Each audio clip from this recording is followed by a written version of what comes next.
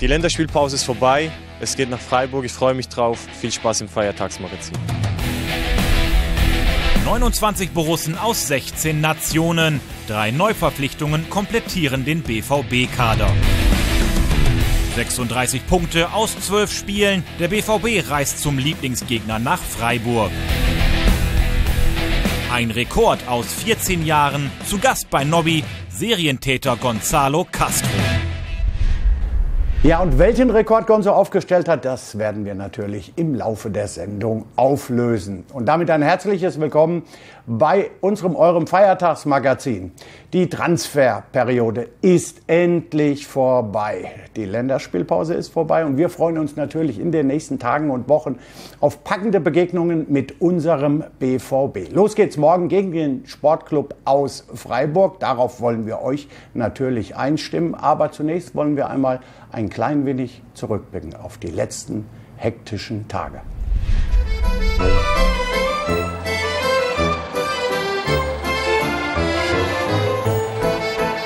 Das Transferkarussell. Selten so turbulent wie in diesem Sommer. Und mittendrin der BVB. Vor allem in den letzten Tagen der Wechselfrist.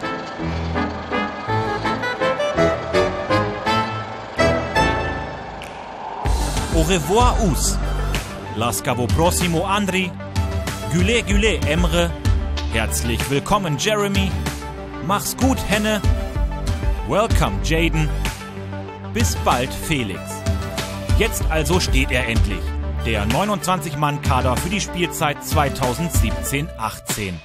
Daher volle Konzentration auf die kommenden sportlichen Aufgaben. 3 englische Wochen in Folge mit Bundesliga und Champions League. Das Transferkarussell kommt zum Stillstand. Vollgas ab sofort einzig und allein auf dem Rasen. Und schwindelig wird dann hoffentlich nur noch den Gegenspielern. Ja, eine wirklich aufregende Transferperiode ist zu Ende. Völlig unbeeindruckt ist mein heutiger Gast, Gonzalo Castro. Erstmal herzlich willkommen, schön, dass du gekommen bist. Ihr konntet der ganzen Hektik oder der letzten Hektik ein wenig entrinnen. Ihr habt am Wochenende mal frei gehabt. Wie hast du die Zeit genutzt? Ja, ich habe mit meiner Frau einen Kurztrip nach Spanien gemacht. Und wir hatten zwar hier auch gutes Wetter gehabt, aber in Spanien mit Meer ist es nochmal was anderes. Ja.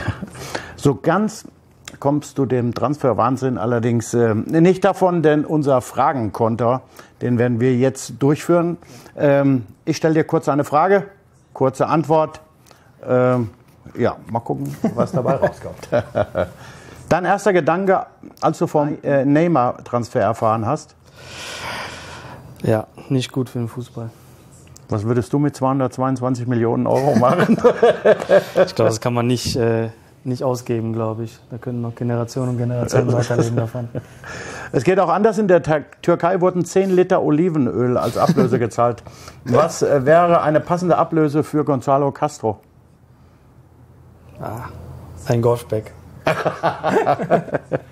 Und was glaubst du, was müsste heutzutage an Ablöse für mich bezahlt werden? Für dich? 20 Millionen. Danke, Gonzo, das war. Damit kann ich gut leben. Wenn du also ein Golfbag wert bist, nicht 20 Millionen, dann passt es aber auch wieder nicht. Okay, sehr schön. Jetzt endgültig Schluss mit dem Transferthema. Wir kümmern uns nur noch um das Sportliche und es geht gegen den Sportclub Freiburg. Und jetzt für euch zu Hause ein kleiner Vorbericht. Der Sommer verabschiedet sich langsam, aber sicher. Doch für die Borussia sind die Aussichten weiter sonnig. Der schwarz-gelbe Saisonstart geglückt, 6 Punkte aus 2 Spielen, kein Gegentor. Der BVB grüßt von der Tabellenspitze. Und jetzt geht's zum Lieblingsgegner nach Freiburg.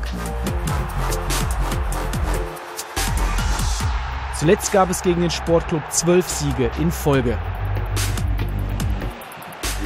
Ein Borusse spielt besonders gern gegen die Badener. Torjäger Pierre-Emerick Aubameyang zuletzt in 4 Partien gegen die Breisgauer 6-mal getroffen. Die Freiburger dagegen schon mit dem Herbstblues. Erst ein Punkt gab es in der neuen Spielzeit. Auch deswegen die Wiedersehensfreude bei den Ex-Freiburgern Roman Bürki, Ömer Toprak und Maximilian Philipp wohl nur eingeschränkt wehmütig. Auf geht's, Jungs, zum nächsten Dreier, damit die sportlichen Aussichten weiter sonnig bleiben.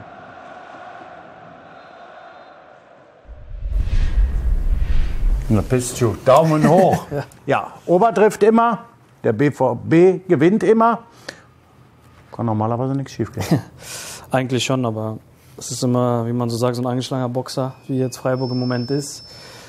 Weiß man nie, wie sie halt starten oder wenn sie spielen lassen. Aber ich denke mal, wie wir im Moment drauf sind oder wie uns der Trainer im Moment aufstellt oder die Gegner zu analysieren, habe ich da wenig Bedenken, dass wir da nicht mit dem Dreier nach Hause fahren. Ihr habt gegen zwei ambitionierte Teams zum Auftakt kein Gegentor bekommen. Wo drin siehst du die große Stärke in eurem Kader diese Saison, in unserem Kader? Ja, es ist, glaube ich, noch breiter als letztes Jahr. Letztes Jahr haben wir schon einen breiten Kader, aber ich glaube, dieses Jahr ist es nochmal, vor allem mit Andrei Yarmolenko haben wir nochmal einen erfahrenen Spieler dazu gewonnen, glaube ich, der schon international sehr viele Spiele gemacht hat. Und das macht, oder bei den englischen Wochen, die wir jetzt in den nächsten 2-3 Wochen haben, ist es immer sehr, sehr wichtig, so viel Erfahrung dabei zu haben, weil du halt manche knifflige Spiele dabei hast, die du halt nicht direkt beherrschen kannst. Dann brauchst du halt Spieler, die mal reinwerfen kann und die dann vielleicht das entscheidende Tor machen. In der Vorbereitung lief es ja nicht ganz so rund, da kamen ja die Ersten aus ihren Löchern, meinten sich direkt wieder melden zu müssen, haben ein bisschen Kritik geübt. Mit welchem Gefühl bist du in die Saison gegangen? Mit dem Guten. Wir haben uns auch generell als Mannschaft mit dem Trainer sehr, sehr gut verstanden. Wie ich schon mal gesagt habe, er hat uns klar gemacht von Tag 1, was er von uns wollte. Wir haben es dann versucht umzusetzen. Es wurde auch von Woche zu Woche immer später, aber ich bin auch nicht der große Freund von Ergebnissen in der Vorbereitung, von Freundschaftsspielen. Das ist immer. Da haben wir auch jetzt, wir sind ja auch schon viele Jahre dabei, da haben wir schon alles erlebt. Ja, also alles gewonnen, Auftakt verloren, genau, alles verloren, Auftakt gewonnen. Ich kann mich noch erinnern, wo Werder Bremen in der Vorbereitung, ich glaube, alle Spiele verloren hat und sind dann Meister geworden. Von daher es ist nicht so ausschlagkräftig wichtig, ist, wie man die Spiele bestreitet. Und die haben wir trotzdem gut gemacht und deshalb war ich da eigentlich sehr zuversichtlich, dass wir so einen Start hinlegen. So, erstmal genug über Fußball. Jetzt kommen wir zu einer neuen Rubrik, die heißt Sag doch mal. Und in dieser Rubrik stellt ein Mitspieler von dir eine Frage an dich. Okay. Hola Gonzo, ¿qué tal? Bueno, mi pregunta es, ¿qué haces para tener esa barba tan bien cuidada? Y bueno, ¿cuál es tu secreto? Bueno, un abrazo, amigo. Das ist ja ein Sonnenschein, oder? Ja, also er lacht immer, ist ein Wahnsinnstyp, muss man sagen. Ja, die Frage musst du natürlich beantworten. Das Geheimnis, also es ist das Problem von meinem Bart, das ist für manche, das ist ein Wunschtraum, aber wenn man sowas hat, dann muss man sich halt jede 2-3 Tage rasieren. Das ist halt manchmal auch sehr, sehr nervig. Aber nein, ich gehe zum Barber hier in Dortmund auch dann manchmal dann in Leverkusen und lasse mir den Bart pflegen. Es gibt noch wieder. Es gibt wieder, ja. Es ist zum Glück, wo ich angefangen habe, den Bart wachsen zu lassen, kam so die Zeit, wo die Barbershops wieder aufgemacht haben. Hat mich sehr gefreut, weil es immer sehr lästig ist, vor allem die Konturen dann immer so sauber zu machen. Das geht nicht immer so vom Spiel, vor allem hat man dann nicht so viel Erfahrung wie ein Barber und deswegen freue ich mich umso mehr, dass so viele Shops wieder aufgemacht haben. Man sieht's auch. Bitte. Jetzt hast du ja, Marc, auch das Tor gegen Wolfsburg aufgelegt. Weißt du eigentlich, dass du damit einen Bundesliga-Rekord aufgestellt hast? Ich habe es mal überflogen, aber ich weiß nicht genau, worum es ging. Du bist der einzige Spieler, der in den letzten 14 Bundesliga-Spielzeiten immer mindestens ein Tor vorbereitet hat. Okay. Beeindruckend. Ja, ist schön zu wissen, oder ehrt mich auch sehr, dass ich so lange immer konstant die Assists gegeben habe. Und ja, es ist auf jeden Fall ein schöner Rekord, den ich hoffentlich lange halten kann. Du hast in den vergangenen 11 Spielzeiten immer ein Tor geschossen. Diese Saison aber noch nicht. Und sind nur noch 32 Spieltage, der Druck wächst. Das wird eine knappe Kiste. Ja, wir haben ja noch ein paar Spielzeiten und erstmal ist es wichtig, dass unsere Stürmer treffen, damit die Selbstvertrauen kriegen. Ja, aber du kannst auch mal eins machen. Ja, ich versuche es am Haut doch Samstag. öfter drauf. Du hast doch so einen wirklich präzisen. Ich versuche es. tollen Am Samstag Schuss. mache ich es für dich. Okay, Schieße ich mal drauf. machst dann so Nobby. Okay. Ich weiß nicht, wie das geht. Ich lasse mir das schon einfallen. Oder Das Ober, Trikot von dir an von früher. Ja, genau. Mit der 9. Ja, Stimmt. genau.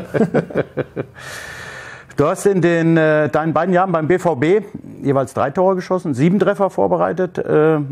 Sind aller guten Dinge 3 oder sollen die Zahlen in diesem Jahr noch ein bisschen höher werden? Ja, auf jeden Fall. Also vor allem spiele ich dieses Jahr ein bisschen offensiver als letztes Jahr. Versuche da auf jeden Fall, wie die Assists, auch die Tore ein bisschen hochzuschrauben und einfach da mal der Mannschaft halt damit zu helfen, Tore zu schießen oder auch, ich freue mich auch genauso, wenn ich ein Tor vorbereiten kann. Jetzt gibt es ein Spielchen, schwarz oder gelb. Okay. Was haben wir denn? Was habt ihr wieder Neues ausgedacht hier? Ja, ich werde auch immer mit neuen Sachen konfrontiert. Kurze Szenen werden gezeigt, Ja. 2 Antwortmöglichkeiten, nicht Tor oder nicht Tor. Ich wünsche dir Okay. ein bisschen Glück.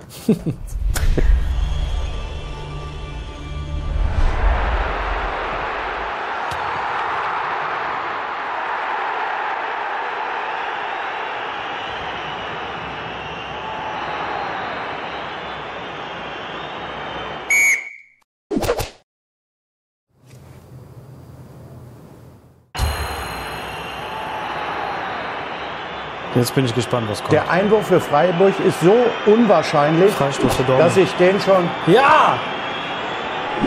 Ja klar! Gab's früher nicht. Was ist das denn für eine komische... Gab's früher nicht hier.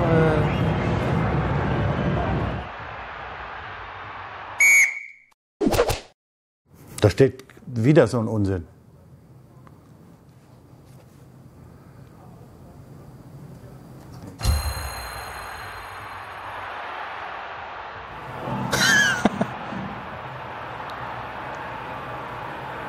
Doppel-K.O. Ja. Ist das Lukas? Ja, ne? Boah, oh Hat wehgetan. Gott, oh Gott. Also Schiri wäre auch noch, aber dreifach geholt fast. Guck mal, der eine torkelt auch noch. 2-1 für Gonzo.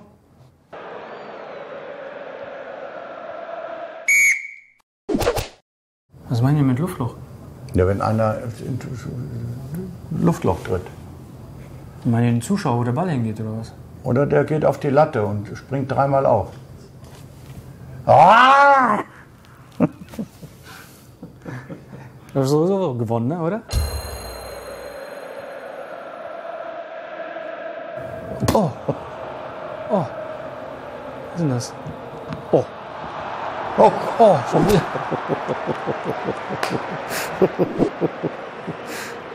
Der war natürlich sensationell. Der war auch nicht schlecht. Aber der erste war eigentlich besser. Und auch morgigen Gegner, Freiburg. Ja. Das können Sie übrigens morgens auch machen. Gonzo, es gibt noch was Neues. Also jetzt kurz. Lass mal sagen, dass ich gewonnen habe, ne? Ja, ich habe gedacht, ich könnte es übergehen, aber du passt natürlich auf. Du hast mit 3:2 gewonnen. Gratuliere ich dir auch. Dankeschön. War verdient, muss ich ganz ehrlich sagen. Okay. So, Gonzo, schauen wir mal auf den Spielstand. 5:5, damit kann ich leben. Du hast natürlich wieder viel zu viele Punkte für meine Gäste geholt, aber ist okay. Es gibt was Neues. Wir machen jedes Mal ein Bild. Ja. Und insgesamt am Jahresende gibt es eine Collage. Schön. Und ich bin mal gespannt, ob bin das auch was gespannt. wird. Wir lassen das jetzt natürlich noch etwas entwickeln. Und ich habe noch einen kleinen Hinweis für euch. Jahrhundertspiel, Fehlschüsse, Meisterschaften. Nur 3 Stichwörter, die Borussia Dortmund und den SC Freiburg verbinden. Mit erst 34 Begegnungen hat dieses Duell zwar eine recht junge Geschichte, dafür hat sie schon einige legendäre Momente geliefert. Die besten haben wir für euch in einer Top 5 zusammengestellt. Und ihr könnt sie exklusiv bei BVB Total jetzt noch einmal nacherleben. So, Gonzo, gucken wir mal, ob das was geworden ist. Ja, sehr Sieht gut schön. aus. Sehr schön. Ich bitte dich, das Bild noch zu unterschreiben. Vielen Dank, dass du dir die Wohin? Zeit Hier genommen drunter? hast. Ja, so. Überall? Obwohl, so wie wir aussehen, können wir auch quer durchs Gesicht schreiben. Eigentlich schöner. Dann wird das Bild noch schöner. Das stimmt. Vielen Dank.